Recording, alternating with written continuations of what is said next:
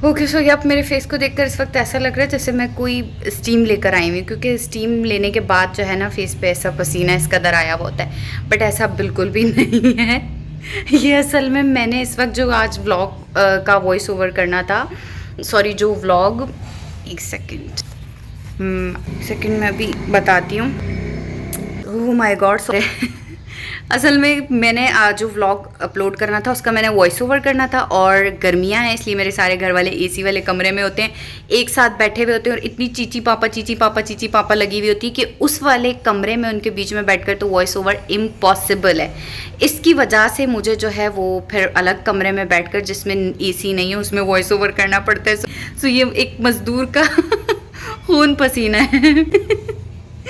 खैर, हाय पीछे पूरा वॉश बेसिन में मग्गा आता रहा है क्या भाई? नहीं, अब मैं और ज़्यादा दोबारा से ये वीडियो रीशूट नहीं कर सकती क्योंकि मैंने वज़ू किया था थोड़ी देर पहले। असल में ये जो पानी है ना टैंकी का, ऑफ माय गॉड इतना ज़्यादा गर्म होता है, तो मैं जो हूँ वो अंदर से ठंडा पानी लेकर उससे वज़ू करती हूँ, तो ये मग्गा मेरा ही कारनामा है। ठीक है, so guys let's start today's vlog. आप में से जो भी चैनल पर नए ना सब्सक्राइब सबसे पहले कर लो। ओके सो यप, मैं आ गई हूँ किचन में और आज ना मैं चिकन पकोड़ा बनाऊँगी। ठीक है, और पता है क्योंकि मेरा बहुत मूड हो रहा था एंड आज मैं हॉस्पिटल से वापस आई और उसके बाद ना मेरे पास इतना ज़्यादा टाइम नहीं था क्योंकि मैंने अपने 2-3 और काम करने थे, प्रॉपर वर्क जो होता है वो करना था।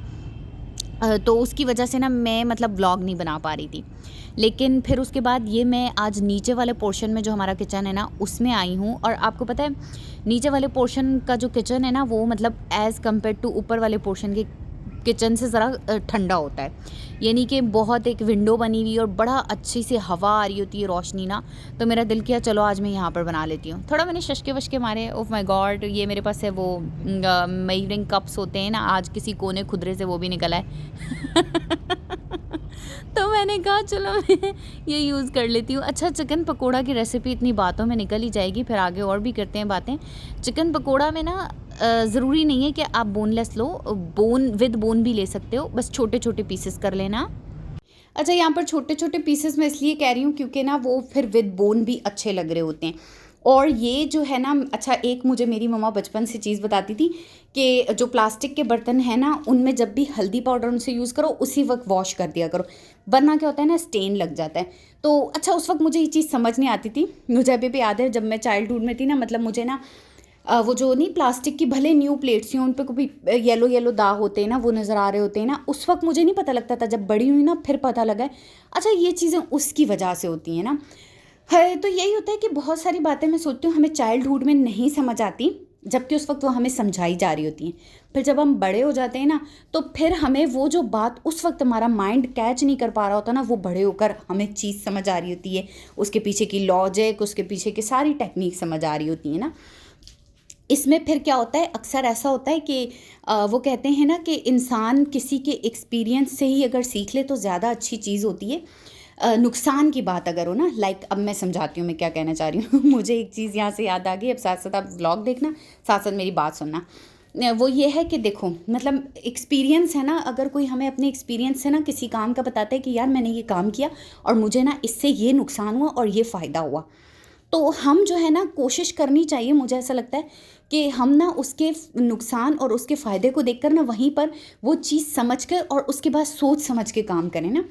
लेकिन अक्सर ऐसा होता है हर इंसान की आदत होती है कि ना मतलब ठोकर खा के ही सीखता है। तो मतलब मैं कहती हूँ कि ज़रूरी नहीं है कि ठोकर खा के ही सीखा जाए। कई बार ऐसा होता है कि जो ठोकर मतलब आपको लगती है ना, आप उससे रिकवर नहीं हो पाते। कई बार ऐसा होता भी है, कई बार ऐसा होता है ठीक है लग गई ठोकर, बल्कि लगती है वो ठोकर तो फिर इंसान और भी ज़्यादा उससे निखर के निकल जाता है ना उस प्रॉब्लम से, ऐसा भी होता है। लेकिन ये है कि जब किसी चीज़ के नेगेटिव साइड इफ़ेक्ट्स, मैं कहती हूँ मतलब देखो रखे रखे आपको मिल रहे हैं, प्लेट में कोई आपको रख के दे रहा है कि यार ये है इसके साइड इफ़ेक्ट्स, तो इट्स बेटर, अक्लमंदी का तकाजा यही है कि अपने आप को आला और अपनी अकल को बढ़तर समझने से बेहतर है कि अगले बंदे के एक्सपीरियंस से उसके नेगेटिव साइड इफ़ेक्ट्स सुन के उन पर समझ बूझ करके और उसके बाद उनके मुताबिक अपना जो है ना, उन साइड इफ़ेक्ट्स के मुताबिक अपना फ़ैसला लिया जाए तो ज़्यादा बेहतर है। क्योंकि जहाँ पर नेगेटिव चीज़ या नेगेटिव रिज़ल्ट से बचा जाए यार, वो ज़्यादा अच्छी चीज़ है ना, अगर हम ठोकर खाए बगैर बच सकते हैं। लेकिन खैर शायद ये कहने की ही बात है, जब तक इंसान ठोकर नहीं खाता समझता भी नहीं है मुझे यही लगता है, क्योंकि मैं खुद ऐसी हूँ खैर अच्छा, मैंने यहाँ पर राइस भी बना दिए और राइस मैंने बिल्कुल सिंपल करके बनाए। ओके यार, मेरी मम्मा जो है खाना खाने के लिए बुलाने आ गई थी मुझे, और ये मेरा वॉइस ओवर चल रहा है। खैर मैं आपको एक चीज़ बता रही थी कि ना चावलों में ना चिकन स्टॉक क्यूब यार ज़रूर ऐड करना, वरना ना वो फिर ना बहुत ही सिंपल सिंपल से लगने लग जाएंगे ना चिकन पकोड़ा के साथ। मतलब राइस जो है ना वो ज़रा टेस्टलेस लगेंगे अगर चिकन स्टॉक क्यूब ना ऐड किया। भले मसालेदार बनाओ लेकिन वो ऐड कर देना। साथ में मैंने इसका सॉस रखा है, अच्छा सॉस के इंग्रेडिएंट्स मैंने नीचे मेंशन कर दिए थे, तो वो वहाँ से देख के कर लेना। लेकिन इसके साथ ना वो भी अच्छी लगेगी दही वाली चटनी। और अब मेरे बहन भाई आके खाने पे टूट पड़ेंगे लेकिन ये है कि इन्हीं चीज़ों से मतलब खाना बना के और एक साथ बैठकर और मतलब आप खाना बनाओ और जितने लोग उससे इस्तेफ़ादा ले रहे हैं खा रहे हैं उतना ही अच्छा होता है ना, मतलब मुझे अच्छा लगता है ये। ओके सो होप सो कि आपने ये एंजॉय किया होगा vlog. So do subscribe my channel और मुझे दुआ में ज़रूर याद रखना। और यार ये बहुत यम थे, इनको ज़रूर ट्राई करना। और बस अपनी दुआओं में मुझे याद रखना, चैनल को सब्सक्राइब कर लेना। अल्लाह हाफ़िज़, बाय बाय।